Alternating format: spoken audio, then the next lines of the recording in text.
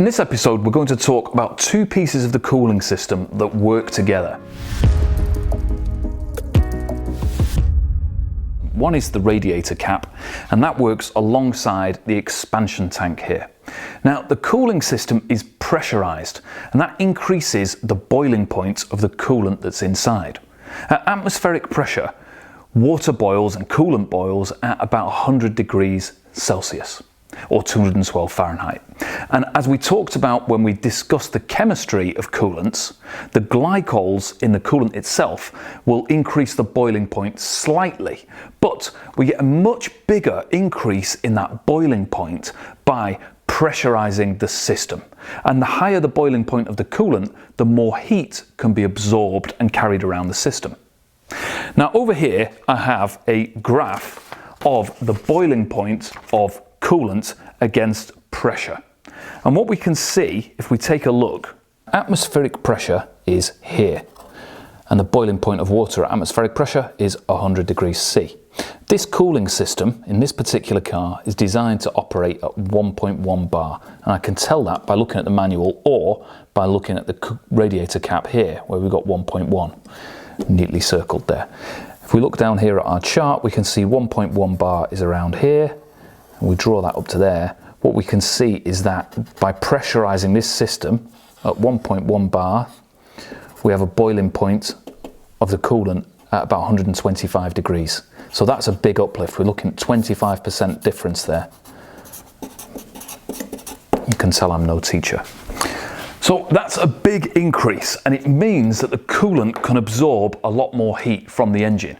Now, the key to maintaining that pressure is the radiator cap, an absolutely brilliant little piece of engineering. And it's not just a lid that sits in here to stop coolant from splashing out of the radiator. A modern cooling system like this one is sealed and it's completely filled. It's called a closed system. And the coolant should be right up to here, the top of the radiator neck. In fact, if you look at this setup from the side, here's our fill line on the expansion tank, and if we draw a line across the engine, you can see how the entire cooling system is below that line. Now, a good cooling system is designed so that when it's filled, air pockets won't be trapped anywhere in the system. And sometimes an air pocket will get trapped, and it's necessary to burp the system by squeezing one of these hoses to force the air out. The radiator cap sits on the top of the radiator and it seals the coolant system. Now, there's a pressure valve on the radiator cap, and that's held down with a spring. So we've got a valve here, and that valve is held down with a spring onto a flange here in the radiator neck. When the pressure in the system builds up above a certain level, it pushes against the spring and it lifts the pressure valve up, allowing the coolant into this chamber here.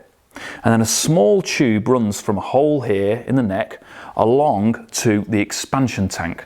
So any expansion of coolant in the system flows along this tube up into the expansion tank.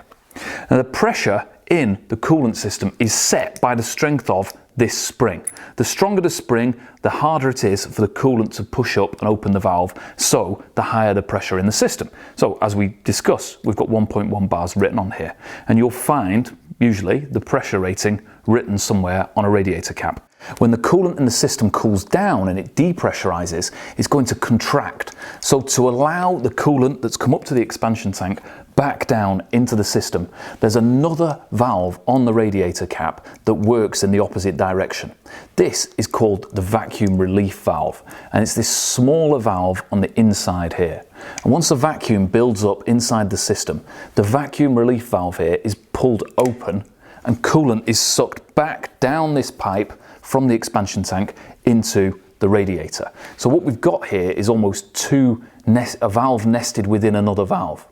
And one important thing is that these valves on the radiator cap, they're not for occasional use or for emergency use. They're opening and closing all the time when the engine is up to operating temperature.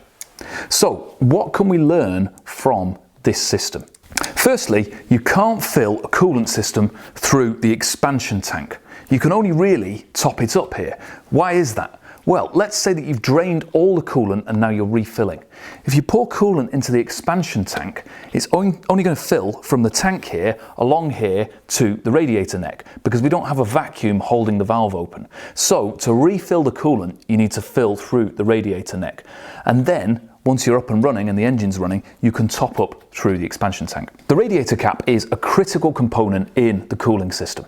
If the engine is overheating, this could be caused by a lack of pressure inside the system. And the radiator cap spring might have failed or it's weakened. So even the slightest bit of pressure on there is pushing this up against a weakened spring and allowing the coolant up into the expansion tank.